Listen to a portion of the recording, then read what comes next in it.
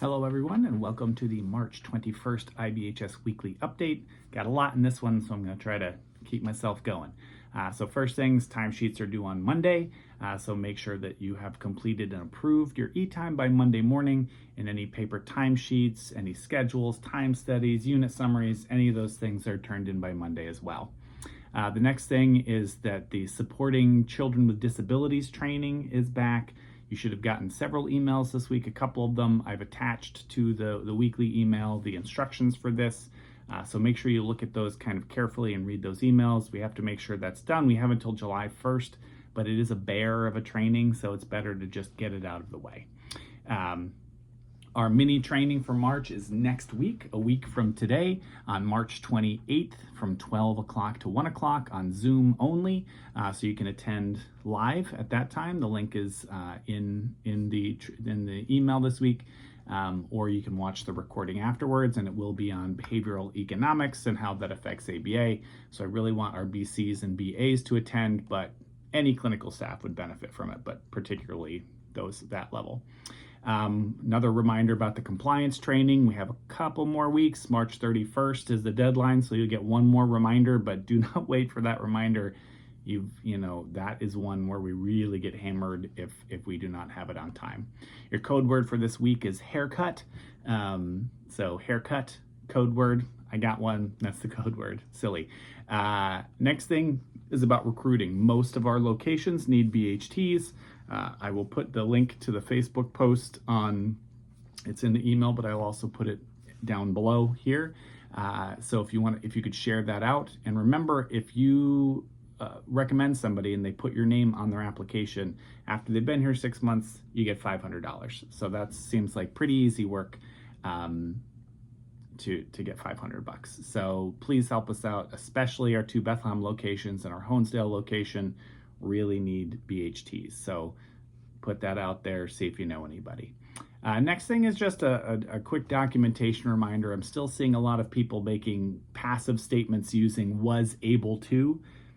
Leave that out, right? So instead of saying client was able to complete the puzzle, just say client completed the puzzle, right? That was able to, it's like weird, passive, unnecessary language, almost changes the tense.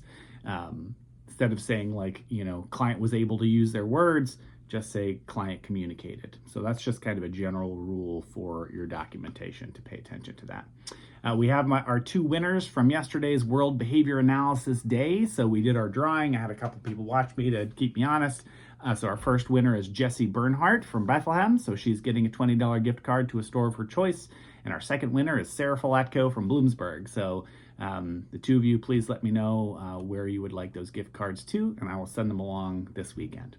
Your ABA tip of the week this week is a set of graphics. I will try to put them in the post below, but that probably won't work.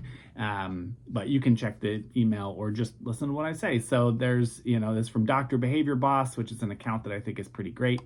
And it just reminds us that yelling is almost always ineffective, isn't going to target the skill you want it to.